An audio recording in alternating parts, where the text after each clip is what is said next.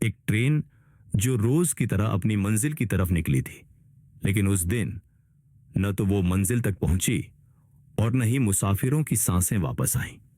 मार्च 2025 पाकिस्तान के इतिहास का एक ऐसा दिन जिसे कभी भुलाया नहीं जा सकता, जब बलूचिस्तान की पहाड़ियों में जाफर एक्सप्रेस को हाईजैक कर लिया गया।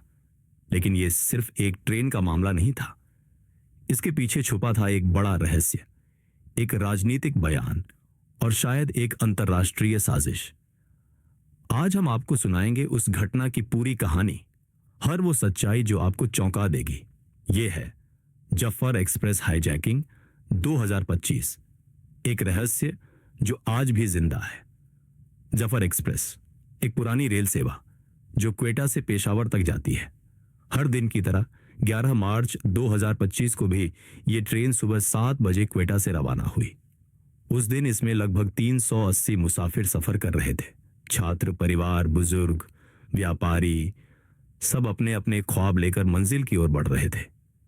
लेकिन किसी को क्या पता था कि यह सफर एक डरावनी कहानी में बदल जाएगा। बोलान पास हादसे की शुरुआत। जब ट्रेन बलूचिस्तान के बोलान दर्रे में दाखिल होती है, वो इलाका जहां नेटवर्क भी नहीं आता, वहां कुछ लोग पहले से इंतजार कर रहे होते हैं। लेकिन ये लोग मुसाफिर नहीं थे, ये थे हथियारबंद आतंकी, वर्दी में छुपे दुश्मन। बलूचिस्तान लिबरेशन आर्मी के लगभग 33 आतंकी पहले से रेल ट्रैक के नीचे आईडी बिछा चुके थे। जैसे ही ट्रेन वहां पहुंची, जोरदार धमाका हुआ और 2 डिब्बे पटरी से उतर गए। बाद चारों तरफ गोलियों की बौछार शुरू हो गई। रॉकेट लॉन्चर, ऑटोमेटिक राइफल्स और ग्रेनेड से हमला किया गया। सिर्फ 10 मिनट में ट्रेन पूरी तरह उनके कब्जे में थी। मुसाफिरों की गिरफ्तारी और आतंक ट्रेन के अंदर अफरा तफरी मच गई। बच्चे रोने लगे, लोग चिल्ला रहे थे और आतंकी हर किसी से मोबाइल, पहचान पत्र और पैसा ले रहे थे। उनका सरगना, जिसका नाम सामने आया, कमांडर शहजाद, ने मुसाफिरों से कहा, यह हमारी जंग है, तुम लोग सिर्फ मोहरे हो। अगर हमारी मांगें नहीं मानी गई तो हर एक को मार दिया जाएगा। उनकी मांग थी बलोच राजनीतिक कैदियों की रिहाई और बलूचिस्तान की आजादी की मान्यता, और उन्होंने वक्त दिया सिर्फ 48 घंटे। मीडिया सन्नाटा और सरकार की चुप्पी। इस घटना के 6 घंटे तक कोई आधिकारिक बयान नहीं आया। टीवी चैनल्स खामोश थे।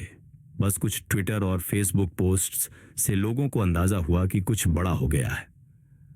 रात 9 बजे आईएसपीआर ने एक छोटा सा बयान जारी किया, हमें स्थिति की जानकारी है, उचित कार्यवाही की जाएगी।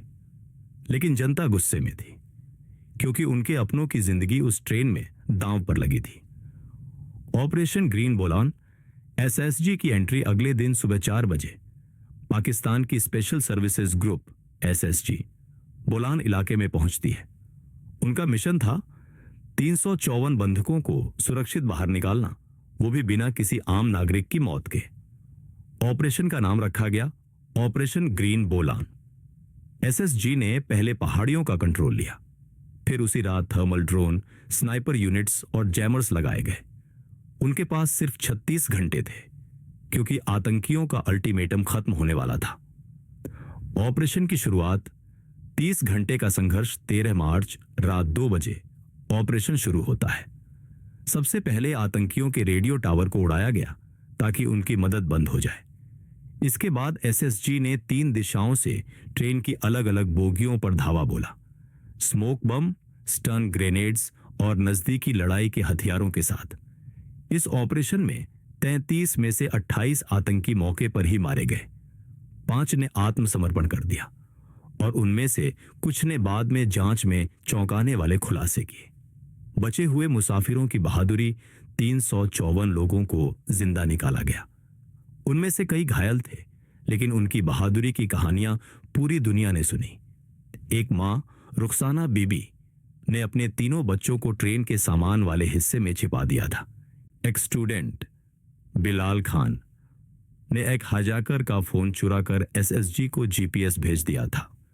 ये कहानियां पाकिस्तान की हिम्मत और हौसले की मिसाल बन गईं। लाशों की गिनती और जनता का गुस्सा। ट्रेन से कुल 64 लाशें बरामद हुई, जिनमें 33 आतंकी और 31 मुसाफिर थे। कुछ की पहचान इतनी मुश्किल थी कि सरकारी दस्तावेजों से उन्हें ही मिलाया गया। लेकिन असली बवाल तब मचा जब कुछ परिवारों को बिना बताए ही उनके रिश्तेदारों को दफना दिया गया। क्वेटा और कालात में प्रदर्शन शुरू हो गए।